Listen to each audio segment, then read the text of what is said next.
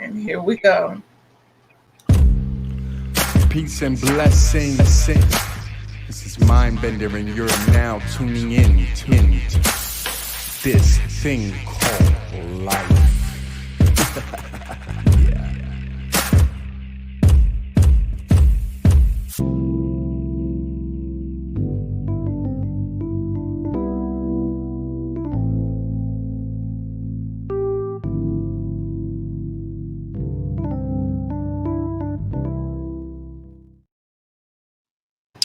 Hello, hello, hello. This is your girl D. And this is Key. From this thing called life. Today is a day that I have been waiting on for about a month at least. I am super duper excited for a couple of reasons. One, I'm alive. Absolutely. I'm alive and I'm alive.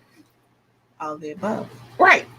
And the second reason I'm excited is because today we have two absolute powerhouses for the, kingdom that are able to actually take time out of their busy schedules to share with us about ministers, ministry, and mental health. We often talk about, mental health, and October was Mental Health Awareness Month.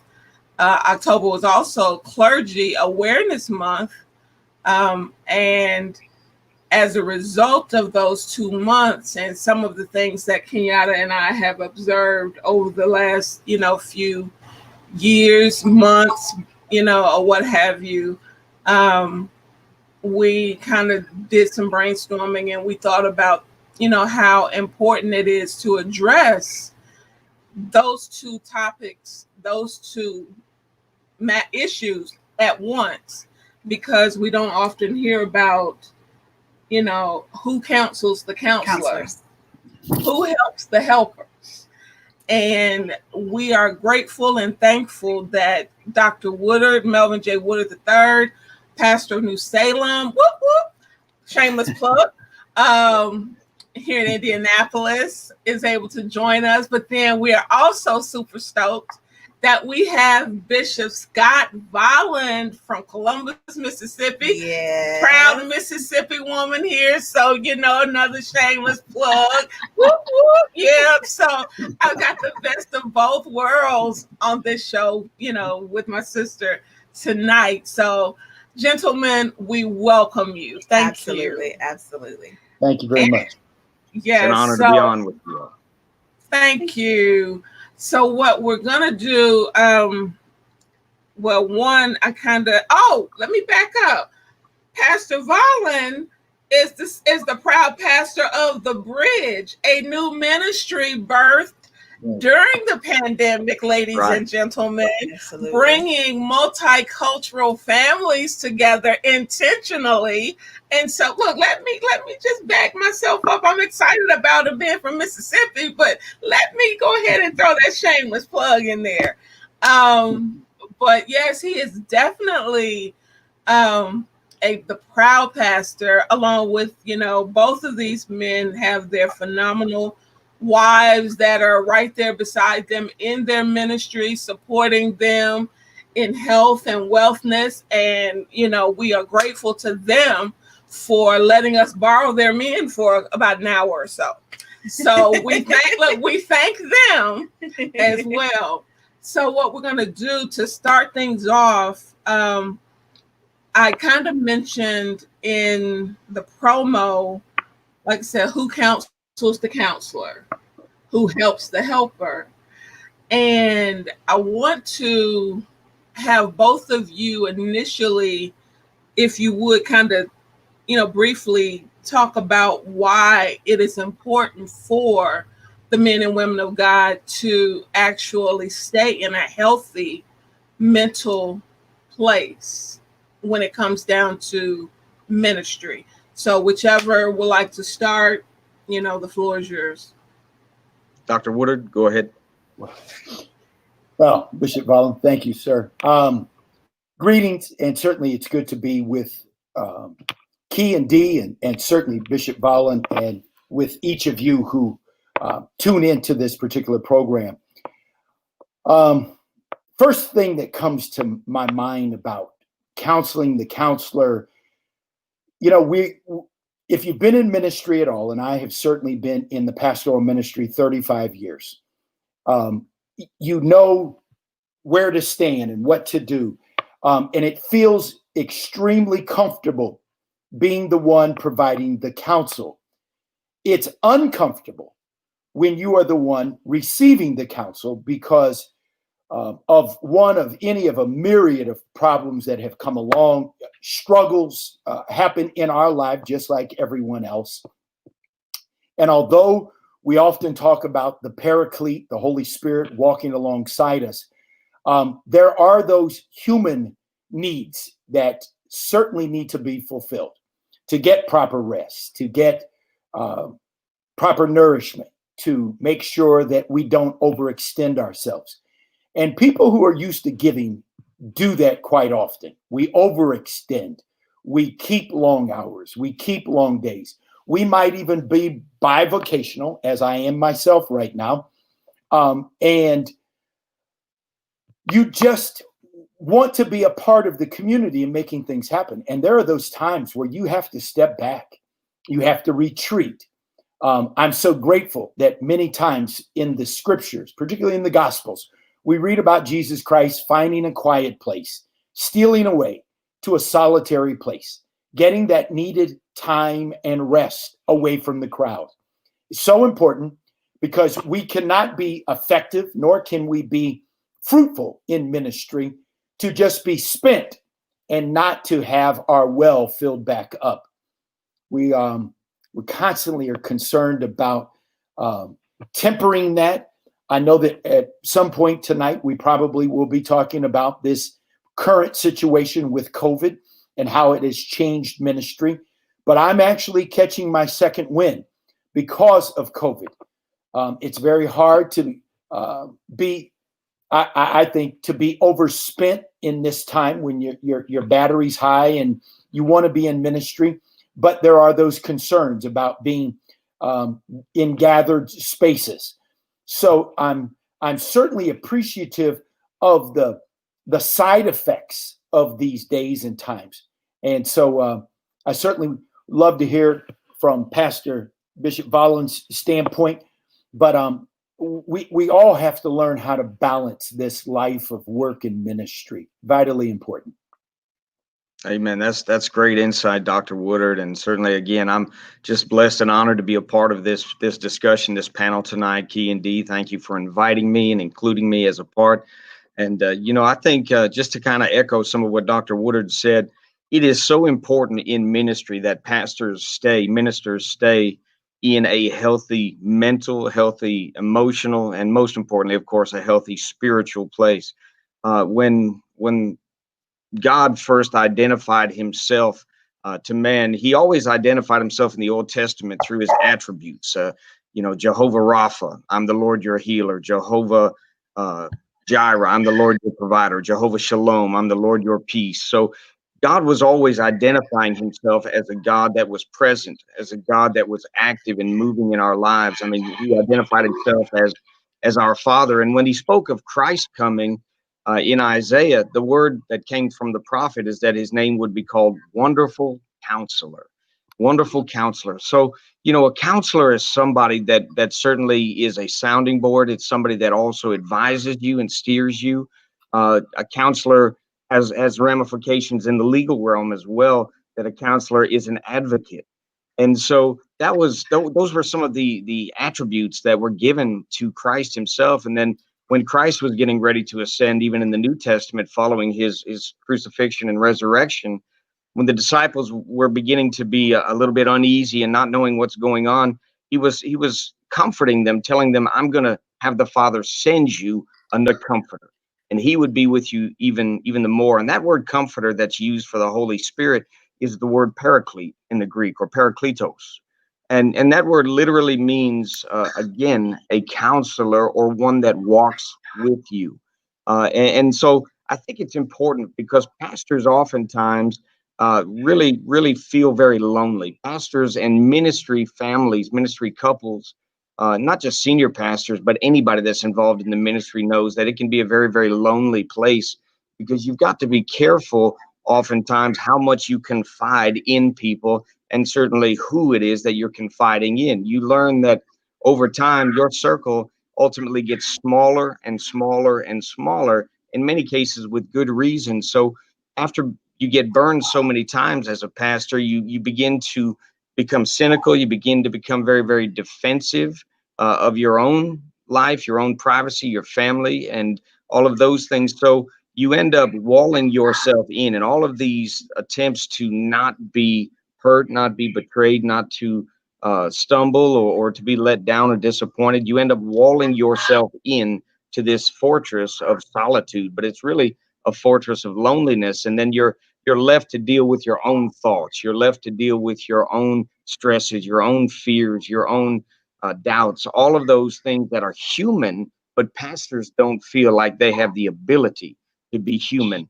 That pastors have such a need, ministers have such a need to have somebody that they can talk to, somebody that certainly understands the nature of what they do, but also is just there to listen and to help them as human beings. Human beings. See, pastors so many times they gauge their own value, they gauge their own worth based on their activity, based on their results. But you know, one of the things that even pastors have to realize and ministers have to realize is that God didn't create us as human doings. So our value is not based on our performance. He created us as human beings, and we have value just because of who we are as his children. So we need to have people that can relate to us, or that we can at least kind of take the collar off, so to speak, with, and just be human, just be men and women, and be able to deal with these thoughts and feelings and all of those things that are going on in the inside of us in a positive and productive way.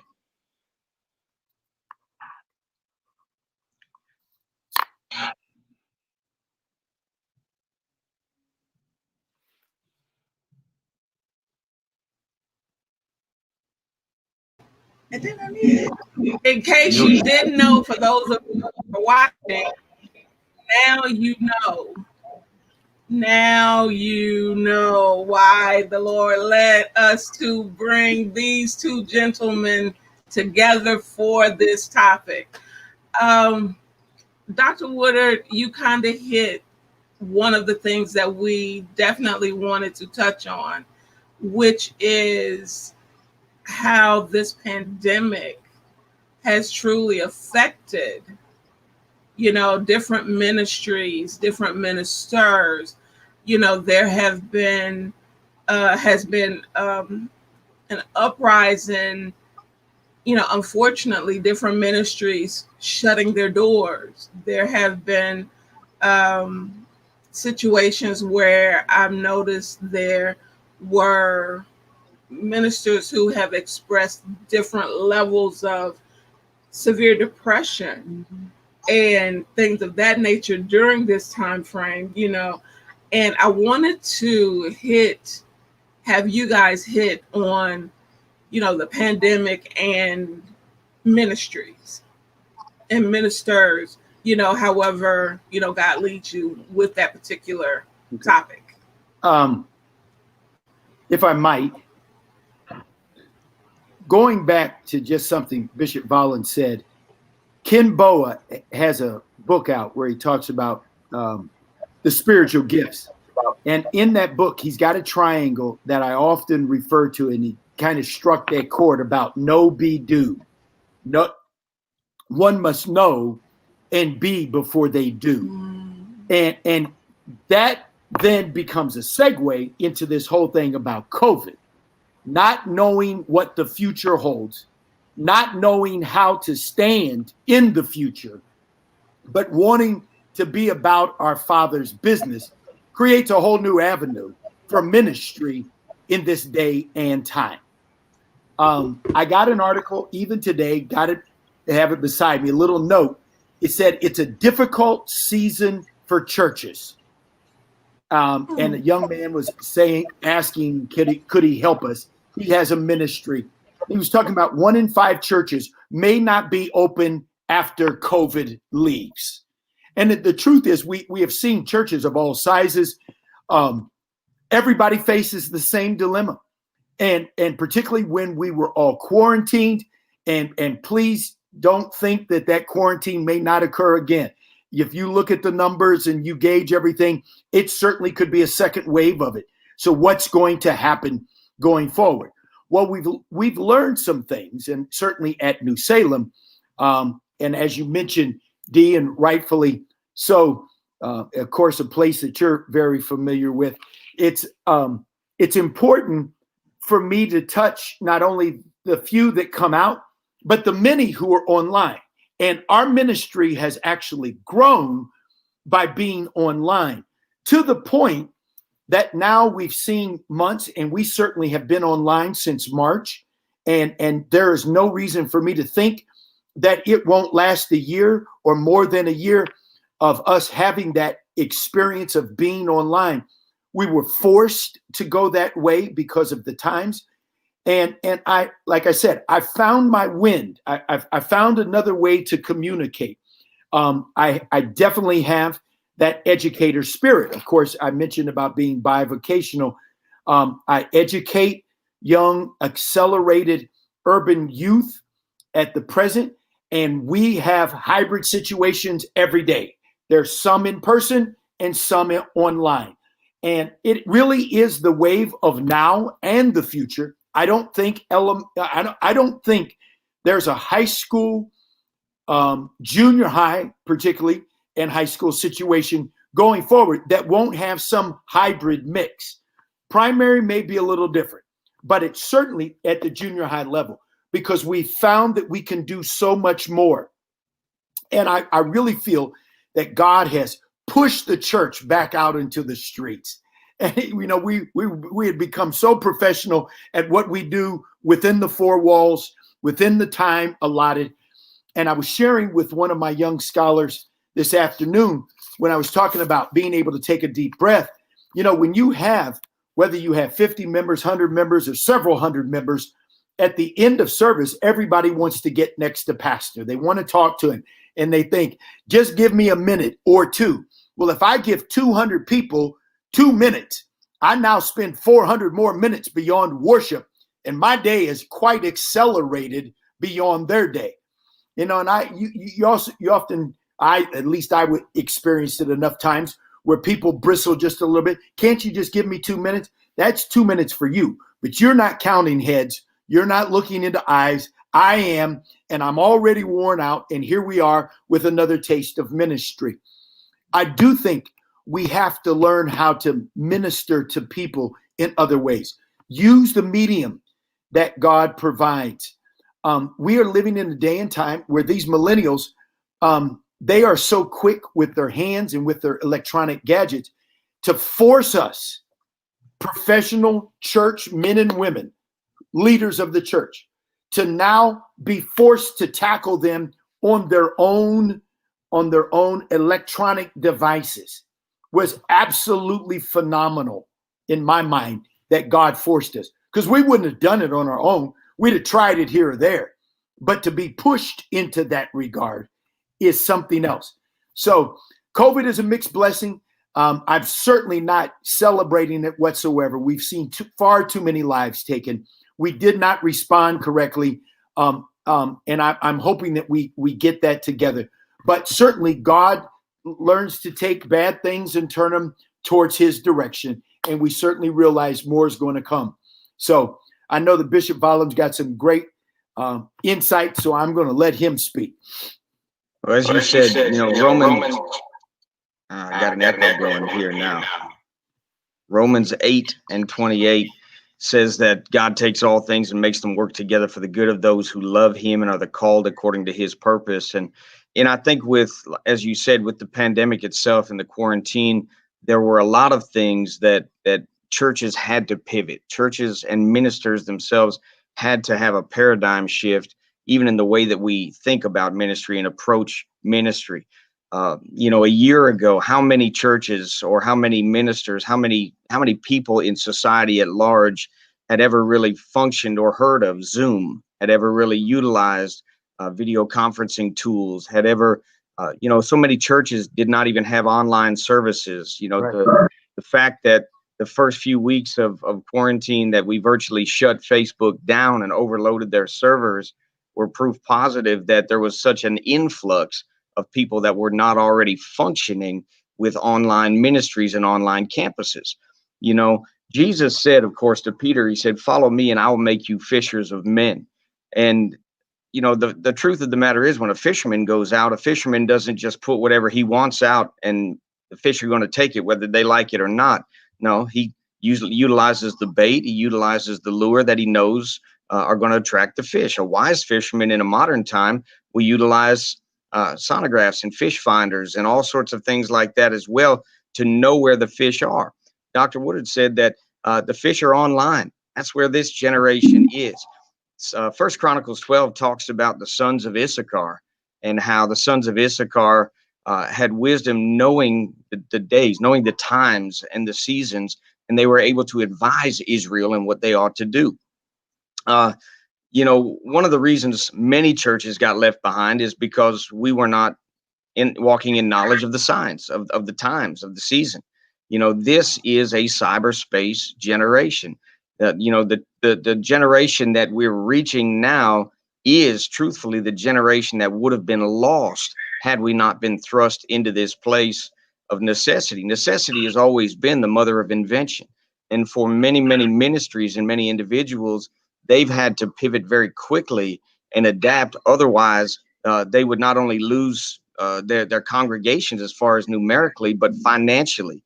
People have had to utilize things. There's people now, in fact, even with us, with our church, more than half of our income, I think, comes in via Cash App and, PayPal and various things like that, that we're utilizing now online. And a lot of places we're not utilizing those before. Churches for so long went through a mindset of where we gauged the number of people that we were touching by the footprints in the building. And we really had to come to a place where we adjusted our thinking and not began to count our effectiveness based on footprints, but even more so based on fingerprints.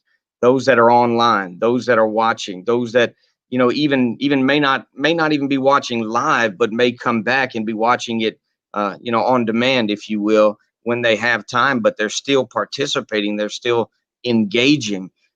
Even pre-COVID, the average regular church attender in America attended 1.8 services a month. That was the average for this particular season, 1.8. So I think, even as Dr. Woodard said, many of us have seen an increase in engagement, an increase in those that we're reaching now. But the truth of the matter is, we were limiting God's perspective of the church to a building. We were limiting God's perspective of the church to a geographical location, and the church was functioning as an organization rather than functioning as an organism as God created it to, something that was living, moving, breathing, and everything that is alive and healthy grows, right? So as we grow in our understanding of the times and the seasons, we grow in our creativity. It's forced people to seek the face of God and know how to reach individuals. It's forced us back to even an Book of Acts paradigm of meeting in small groups, house to house, and taking things back to a grassroots discipleship level rather than a mega church model where everybody is sought after this mega church, where you have maybe 1% of the people that are actually functioning in their gifts and 99% sitting as spectators watching them.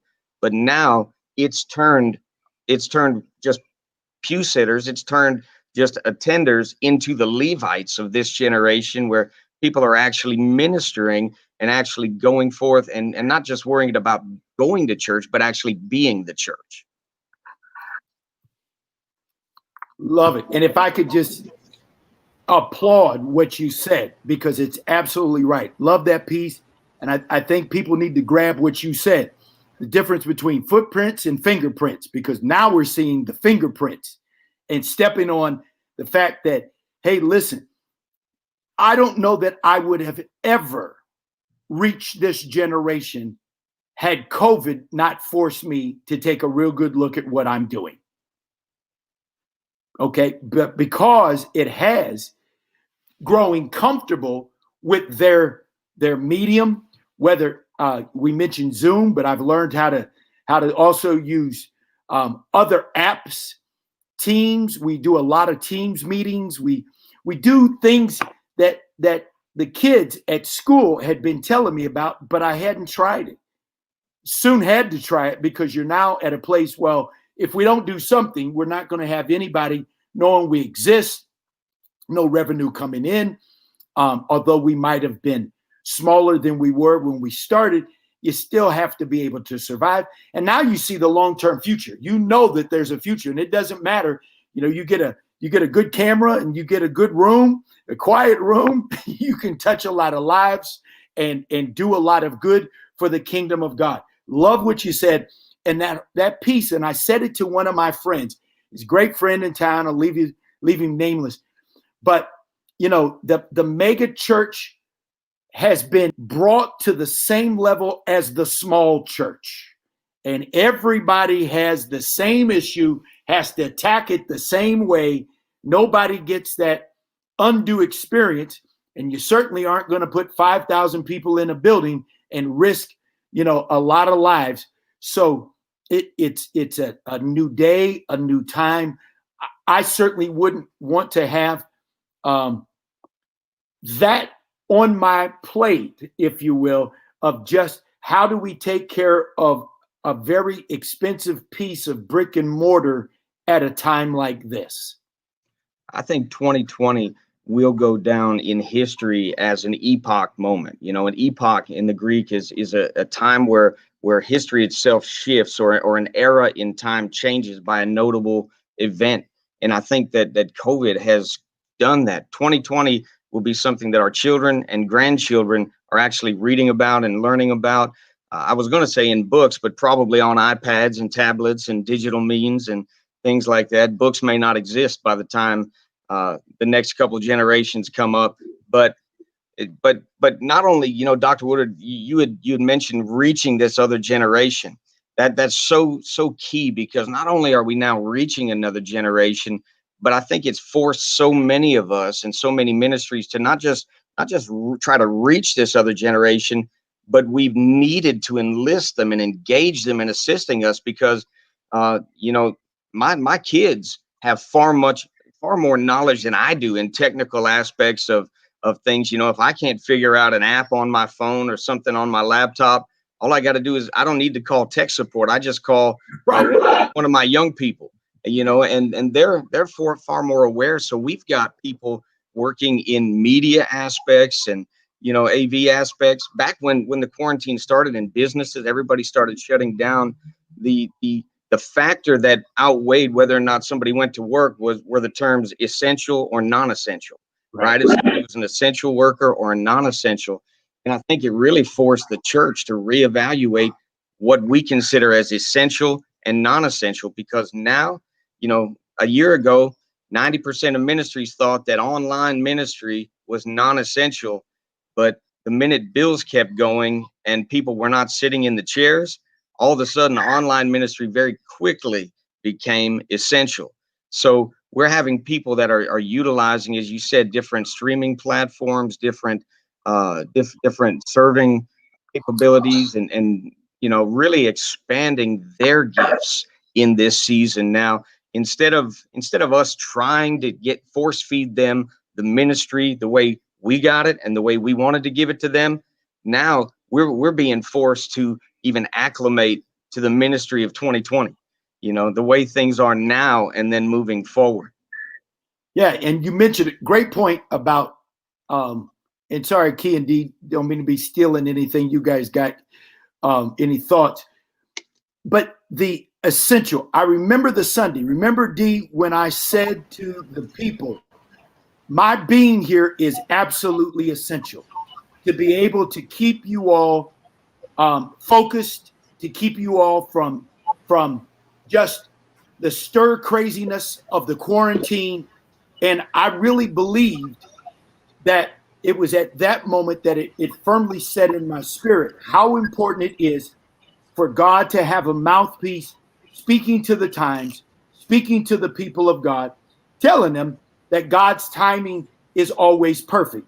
Now, there's a little shameless piece in me thinking about the fact that I wrote a book, God's Perfect Timing, because in that book, I talk about the fact that every 2,000 years, God does something dramatic where he shifts, use the term epoch, where he shifts the direction that people are going.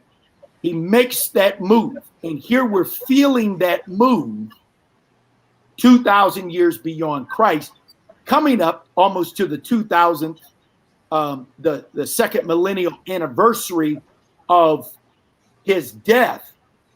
We talk about that in the book and being in 30 AD. And thinking about the fact that God is going to do a new thing, and this new generation has got to be expecting that God is, he may be silent to some, but he's constantly present. And despite what they think and how good we are, he's working through those mediums. He's working through these times, and people are speaking to those needs. And so forcing me in particular and others to minister to them in this generation. Absolutely important. Absolutely important. You're dead on it with that. You know, one of the things I know that Key and Dee were talking about was how this affects, and COVID has really affected the mental health aspect. And, you know, one of the things, you know, ministers, of course, are very, very people driven. I mean, if you know, I know sometimes ministers get to the point, and this is when they're not in a healthy space, that, you know, I've heard people say, well, I love ministry. You know, I'd love ministry more if it wasn't for the people. You know, I'd love church more if it wasn't for church people and things like that. But one of the things is that we oftentimes are so driven by contact, personal contact, not just physical contact, but face-to-face interactive content, just being in other people's presence.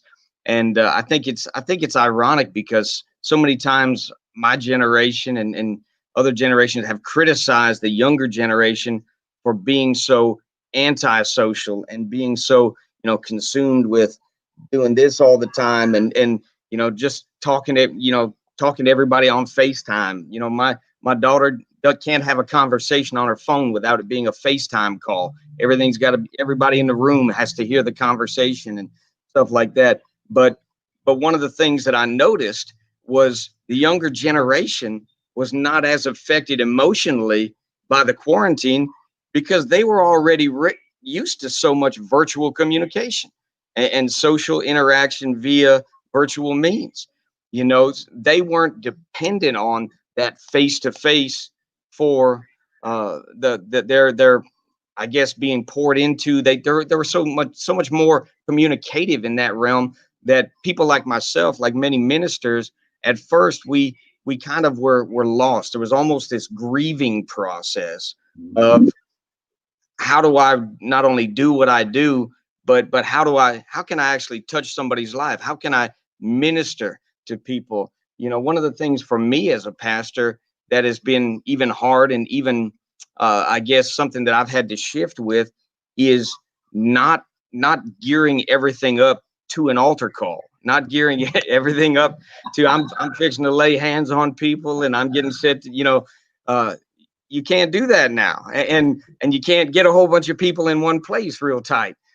So, you know, we've had to kind of just rethink and readjust the way that we are effective and trying to be effective without physical touch.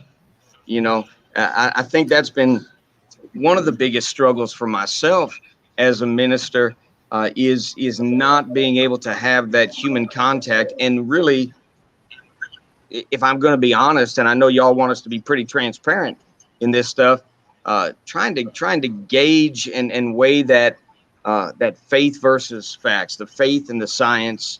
And, you know, if we don't meet in person, if we distance socially, is that limiting our faith in God? Is that you know, reducing what we're believing? Or if we are functioning in faith, does that mean that we're being unwise in other realms? I mean, there's so many different things that a pastor, and Dr. Woodard is probably in the same situation as myself, that, you know, you have some people that 2 weeks in, 3 weeks in, 4 weeks in, 2 months in, you know, we're saying, hey, this is ridiculous. We need to go back to meeting. We're the church. We're this, we're that. And then you have somebody on the very next call that says, hey, I'm so thankful we're not meeting. I'm so thankful that you're being wise and listening to officials. And, you know, you're never going to please everybody. And that's one of the stresses of pastoral ministry is being in that place where you're literally in that tug of war.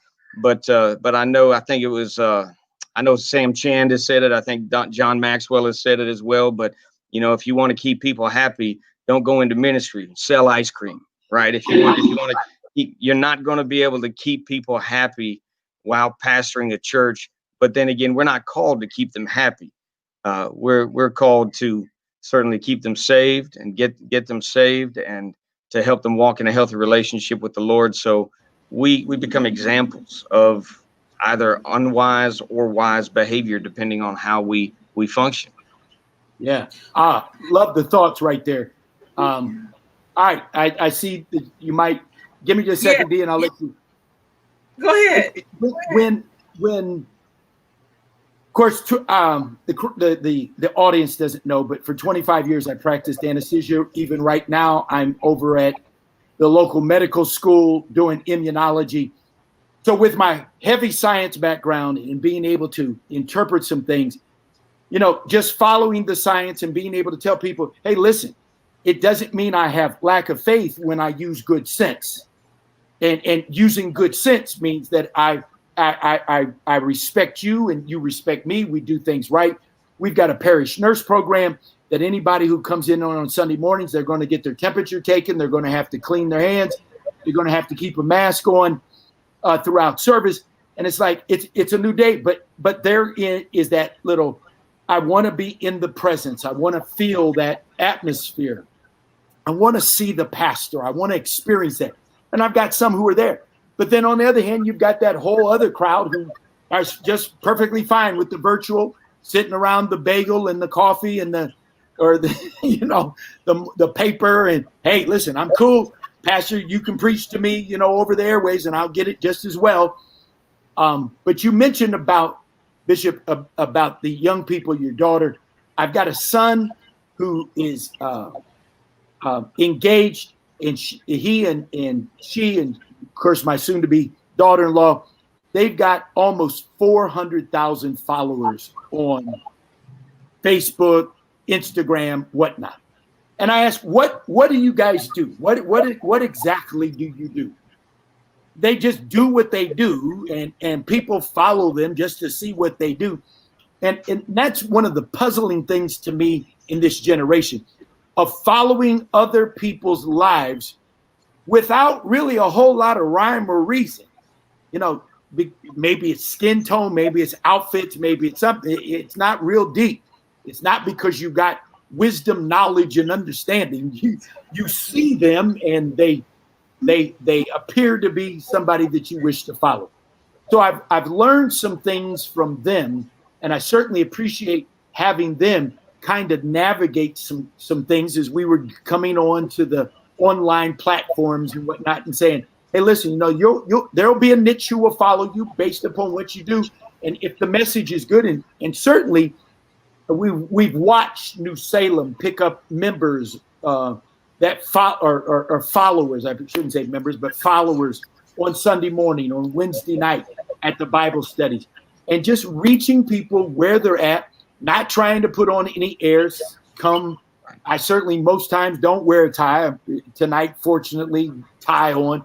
But you're coming just as you are, because you know people aren't interested in what you have on the outside. They want to know where you're coming from. What's that space? Can you meet me where I am? Can you help me some way or another? So you're absolutely right. Certainly learning a lot of things.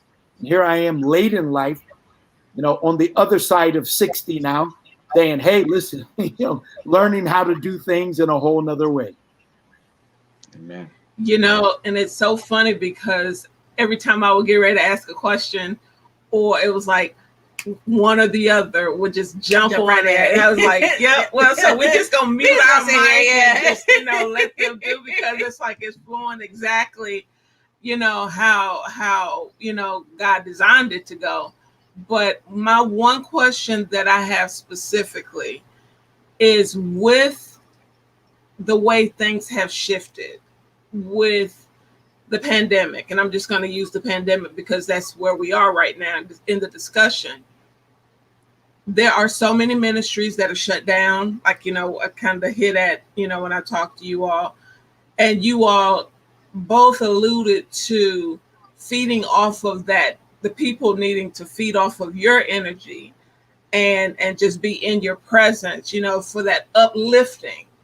Now, with that being the case, with them pulling, and I'm gonna say with us pulling, so much out of you all, how do you all really deal with filling your cups back up? Your wives are phenomenal, but even with them, there's only so much that they can pour back into you all, because like you all, they are being pulled as well.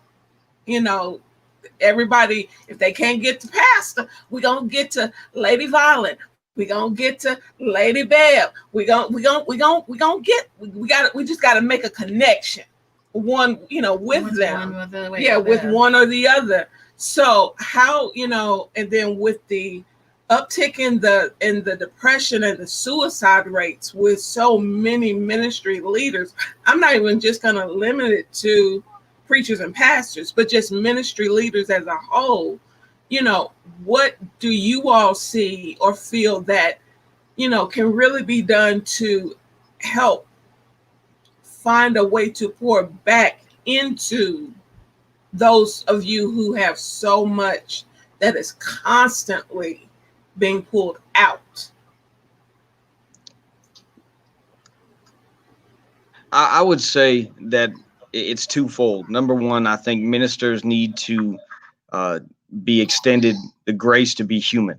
I think church members and I think society as a whole feed off of the failure, whether it be moral failure, whether it be professional failure, whether it be financial failure, whatever it is, marital failure. They feed off the failure of those that they've placed on pedestals.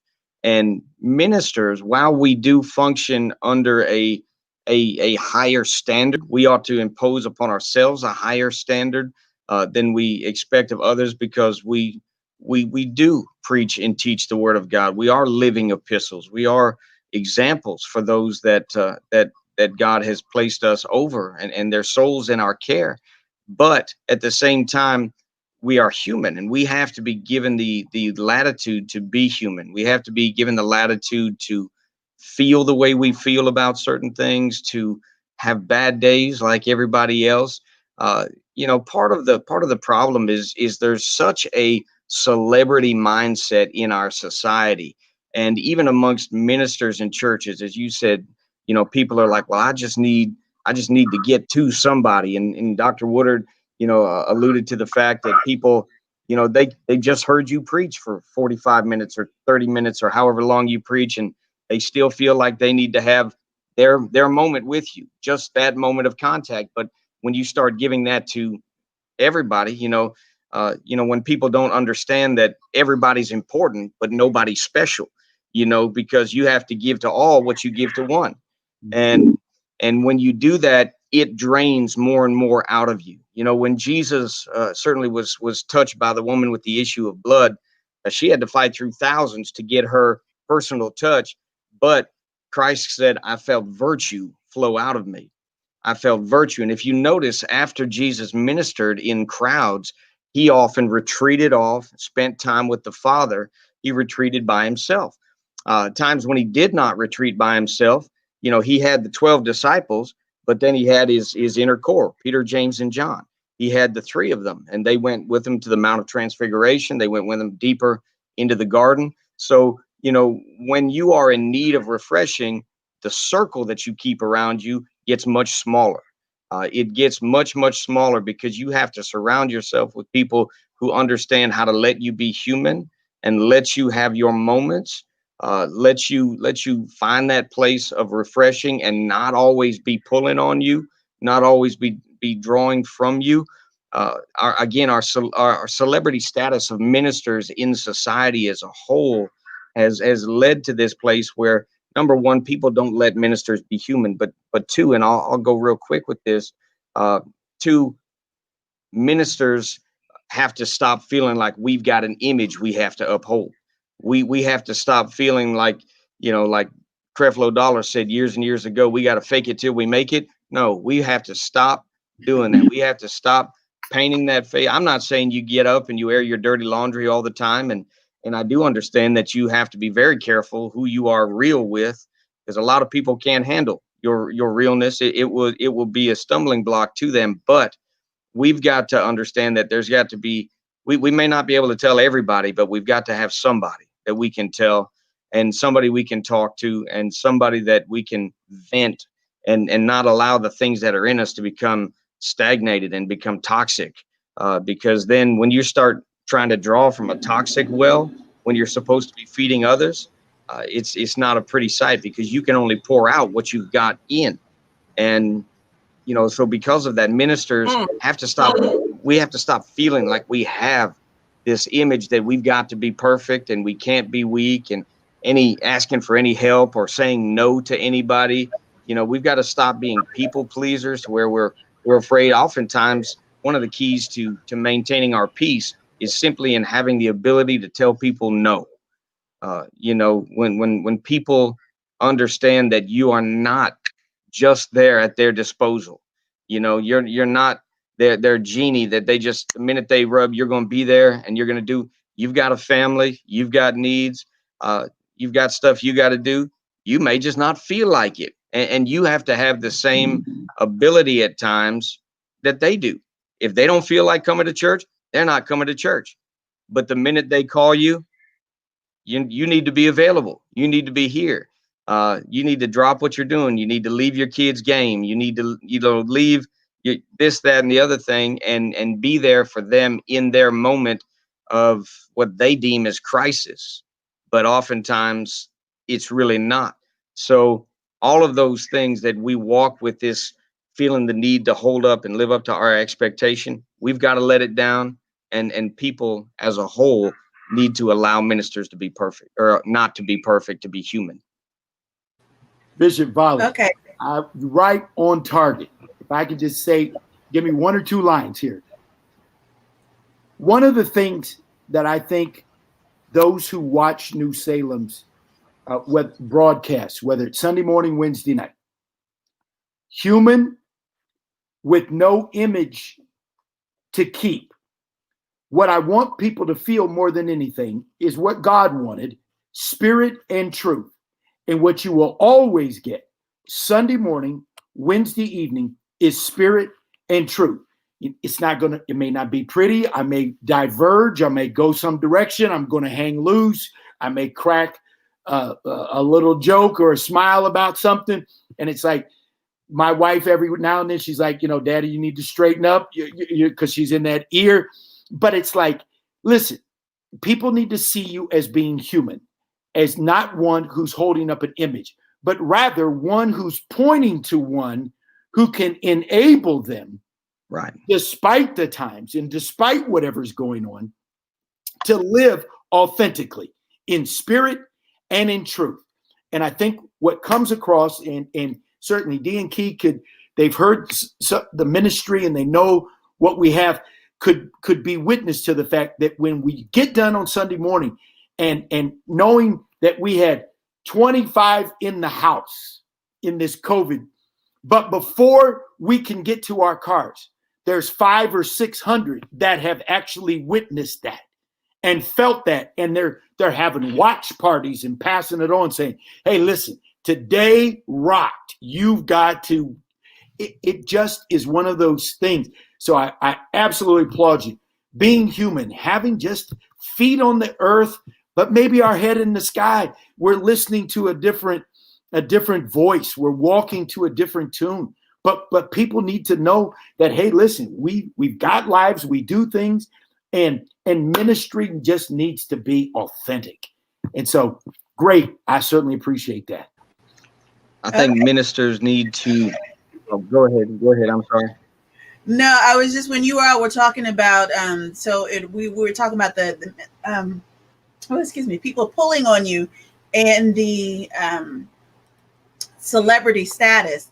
And I'm looking, and I want y'all to know about half the comments that we've had today have been from your wives. Yeah, but I want to go. Let's go through. So I want to go through a couple of these. Well, to go through these comments with you.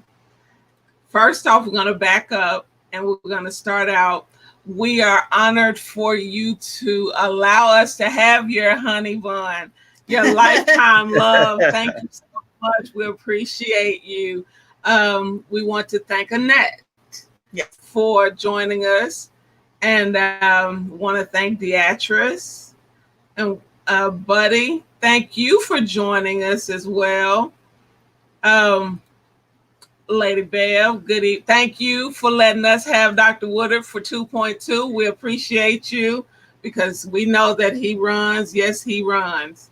And Lady Bev was saying, yes, we were virtual before COVID-19 kind of shut some things down.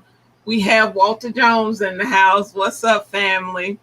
And Lady Deborah, yes, fingerprints instead of footprints.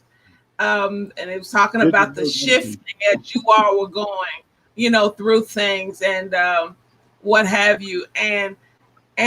But what really caught us was when you all were talking, and this is some stuff that Key and I have actually talked about. And that is just the simple statement right here that Lady Bev put out there. It's like Dr. Woodard is being pulled on so much until she's searching for just a moment for them. Being a PK. Yeah. I get that. Yes. I had a resentment for church folks for a long time because my dad couldn't make my recitals. He couldn't make my art shows because he had to be with some of the members on dealing with something else. So even though I'm not the spouse and I was just a child, but I got that. And now that I'm a wife, I understand on a greater level the need to have that time. Yes, that time, that one-on-one time with your spouse.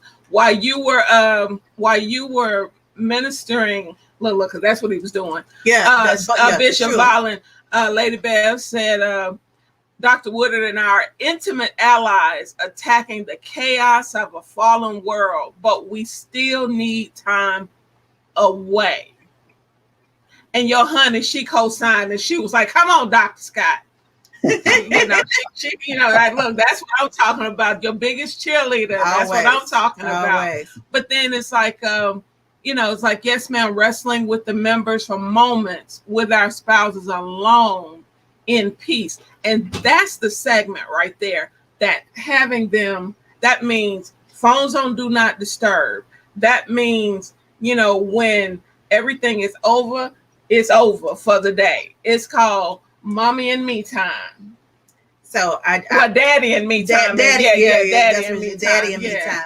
So Lady Deborah and Lady Beverly, just know that in the midst of your husband's talking, my sister and I have been talking. We gonna be contacting y'all. Yeah. We contacting y'all next. And then Minister Mason, she said something quite profound. It's like, for the statements just shared, it's why I'm blessed to be a member, to be mentored by Pastor Woodard. Absolutely. And you're right, because one thing I will say, because even with Lady Bev saying, I don't know if it's celebrity status, but what a lot of people in the congregation don't get is being the pastor and being a part of the pastor's family is not glamorous. They see the cute little outfits, if you a hat wearer, they may see, the hats, they may see the shoes, they may see whatever, they may see the people flocking, but they don't see that after Sunday morning service is over, all I need to do is go home and get a nap so I can recharge to be able to get up just to eat dinner. Yeah. Because I'm drained. Yeah. They don't see those aspects of ministry. They don't see those late night hours of preparing to get the word together, allowing God to minister and talk to them. They don't get that, where they have to get beat up 2 or 3 times during the week before they're able to cut it down to the point where we can get that 30 to 45 minutes. And all of that is yet cutting into the time that their wives would love to spend with them. Yes. But it's all, once again, coming back to us as the congregants of those different ministries, which kind of segues back to that mental fortitude, that mental, that mental part for them. It's like, when do they have time to just be Scott or Mellvin? Never. Well, Part. That's the scary part, I think, is that it doesn't seem to be, when are they able to let their guards down? And when you talk about counseling the counselor, yeah, that's that difficult piece. My wife will tell you that oftentimes for me personally, probably my low time, my down, when I say low, I'm not saying where I decompress, but I'm saying where I'm just spent, Sunday evening, Mondays, I have to be mindful to be in the right frame of mind, because we can just come from a powerful weekend of ministry, and then I begin Sunday afternoon reviewing the message, watching it, critiquing it, my stuff, what I didn't do right, what I should have said, didn't say, this, that, or the other thing, and I'm just so physically spent and drained that oftentimes, it's like the prophet Elijah, right after he just defeated all the false prophets on Mount Carmel, and all the prophets of Baal were killed, and God showed up in fire. I mean, one of the greatest displays of God's presence throughout the Old Testament. The very next thing he did was run away in fear, run away and hide. And he was in such a depressed state. He said, God, I'm the only one in the whole country that cares. I'm not ashamed to say, but I've felt that way at times too. God, if nobody else cares, why do I care so much? Why should I, but it's in that place. And you watch how God ministered to Elijah when he was there, first by the brook and then under the juniper tree. 2 things that God very, very quickly was able to provide the prophet that he knew he needed. One was something to eat, and the next, he calls Elijah to go to sleep. I mean, getting something to eat and taking a nap can do wonders for your mental and emotional state, because even after some of the most powerful times of ministry, you become so drained that you feel like you have to push through it. And there's times you just need to sit back and let the Lord pour back into you. Absolutely. Hey, listen, we both understand the value of a wife who understands ministry, who understands husband, and makes that triangle work extremely well. She's on, and I certainly want to pay her a compliment.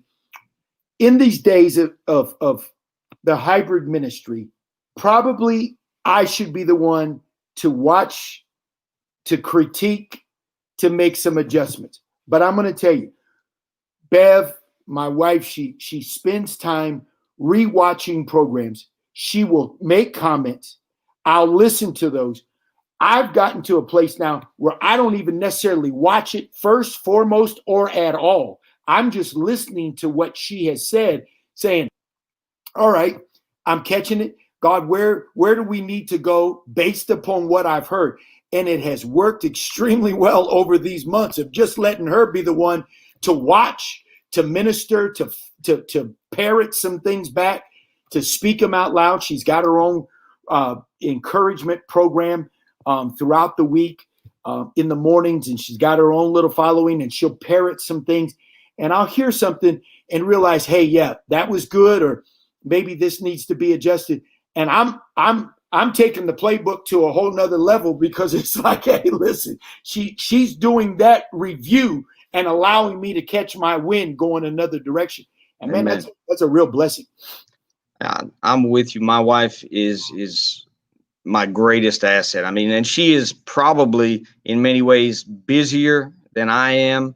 Not just, she works outside. She's a nurse on our state COVID response team for the health department.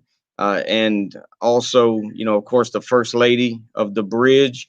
And so she's been in the trenches in facilities, and she's been in the trenches in the church. She's been in the trenches in our house with me at times. I always say, even when we both get on edge, we don't argue or fight, but we do have our intense moments of fellowship. And there are times where I just needed to learn to listen to her. I'm not perfect. I don't do it as much as I should. Confession is good for the soul, but I do thank God for my wife, for the discernment she has in knowing me and knowing how to minister to me as my helpmate, not as my subservient, but as my helpmate in every way. And because of that, I know that not only do pastors, I'm gonna take that to what we've been talking about, or at least what the show was entitled, dealing with mental health, and that the stress on pastors' wives is enormous. They see things, they hear things, they have people come to them, they carry things that other people could not even remotely imagine, the weight and the stress. So our wives and the wives of pastors and ministers and ministry leaders need so much prayer, so much praise, so much just support. Amen. And I'm thankful for those that are faithful to stand and faithful to share their husbands, oftentimes in very, very off balance ways. They like your wife commented, Dr. Woodard, and mine, that they try to get moments. They try to get moments. People want huge chunks of our time. Our wives are grateful for moments. Yeah. And that's the reverse of what it should be. The family is primary ministry, but oftentimes a minister is not afforded that. So we have to learn to draw those lines. We have to learn to set healthy boundaries that keep us where we need to be, and set it also an example for those that we shepherd. Absolutely. I was talking about COVID. Is that mine? I was talking about COVID and how it really has helped to reshape some things, because literally Bev wanting moments, and she's getting seconds and thirds or fourths. She's getting a lot of leftovers, unfortunately. And it becomes one of those things of just getting that balance back. I just preached from Haggai, and certainly the text well, of chapter 1, consider your ways. And man, I am considering everything in these days of COVID, and trying to make sure that, you really feel healthy, because so many times you're going to that pulpit and you don't feel healthy, you don't feel strong, you're leaning. And Dee knows this message that I just preached, where I talked about holding on to the horns of the altar. And I was reaching over, grabbing the mic that was in front of my wife, talking about, I'm not going to let go unless God blesses me right here. And it was a moment of just playfulness. But it's like, look, I need that. It's been a week. It's been times. And I do have to pat the spouse on the back, give her kudos, because she hears things. She keeps some things to herself. She doesn't share some things that we ought to hear, but she's like, nah, that doesn't need to come to your ears. You don't need to be caught up in that. And really that wall, Bev will appreciate this, because out of my immunology class, I talk about gram positive, gram negative bacteria. gram-negative bacteria has a special coating, and I often think, hey, she takes that bacteria, she takes that stuff, and she puts that wall up. She protects me. She keeps me from those those infectious wounds, and we're able to keep moving. And I'm so Amen. grateful. Amen. Merciful, merciful me.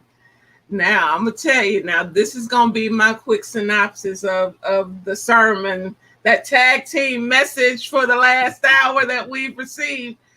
And that is, one, if you are in a relationship, if you are bound in a marriage, your spouse is your first line of defense.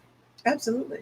That is your Zen place. That is that if I cannot be my authentic self with anybody else in this world, I should be able to be my authentic self with my mate. That was one point. But one of the things that when Dr. Woodard and Bishop Volland, both of them both said that's that first line of defense. Right. But one of the things, because see, I do listen to you, Pastor Woodard. I may not be in the building, but I do listen. She's a virtual member. I'm a virtual member. I'm a virtual member. And I'm one of those people, when you talk about I can't do church folks, but I receive the word, but I don't do church folks. Is that covering. Right. Now I remember one of the sermons, that one of the things that Dr. Woodard had talked about, but that's that covering. When you talk about that first line of defense, and these two women, because they right here with them, like they're word for word, they right here with them. Absolutely. And I'm gonna hijack, and I think Lady Bev is doing the same thing. I'm gonna give you credit. I'm gonna say like Cassandra. I'm gonna give you credit the first time I used it, but it's moments of fellowship. Yes. But as you all were talking, they have definitely, spoken, of being, blessed when, just to be a part of things with you. But I got tickled when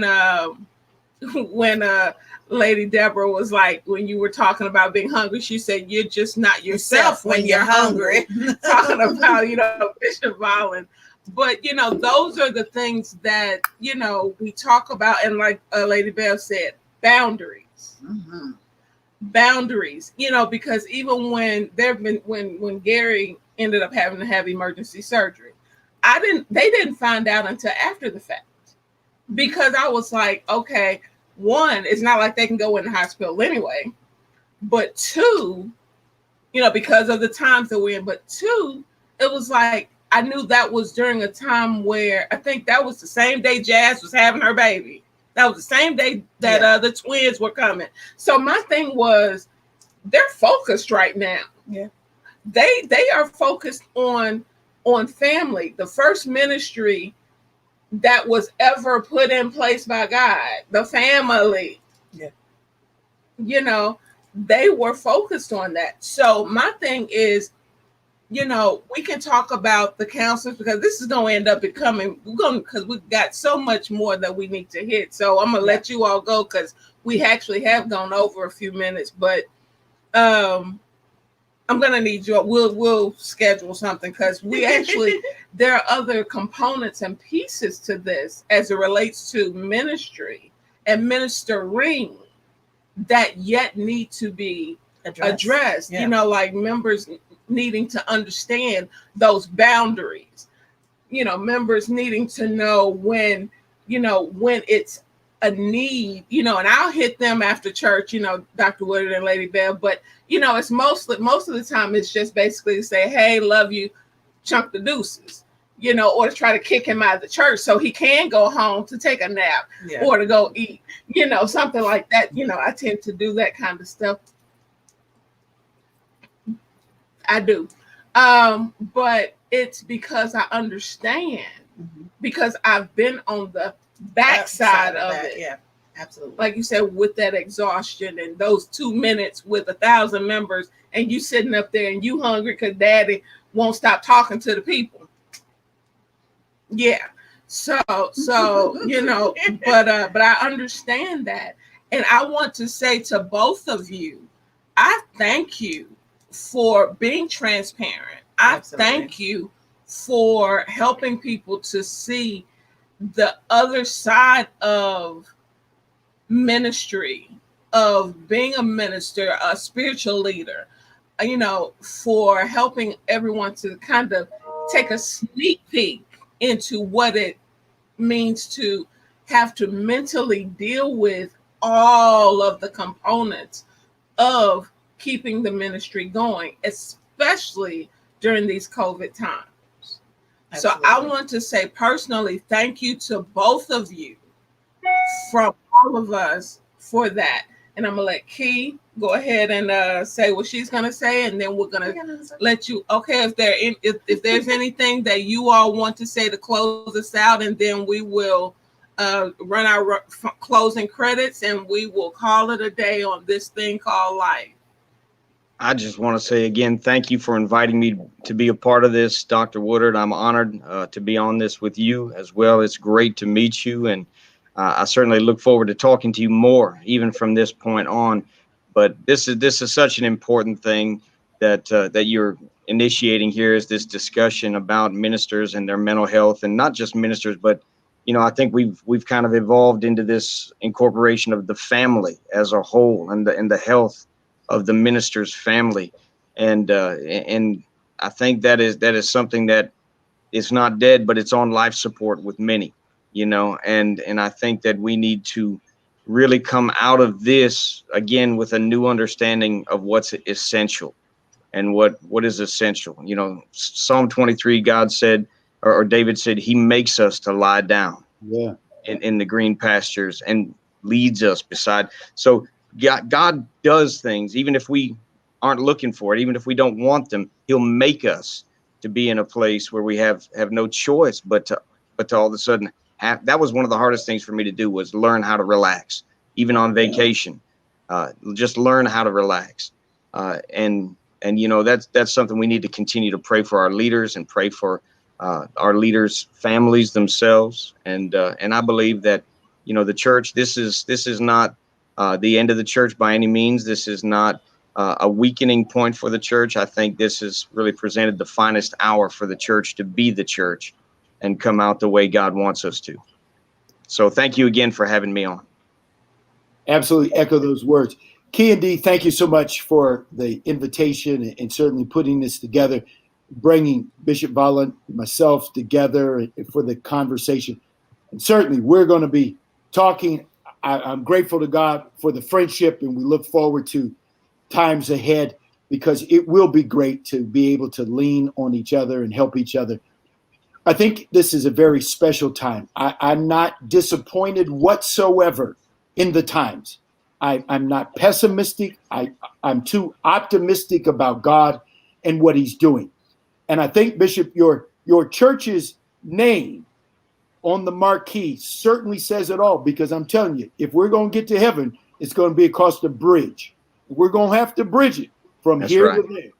And so thank God for these moments, and certainly thank God for those who are listening, and certainly thank God for those very special women who stand by us and with us in our lives to definitely keep the ministry on its wheels.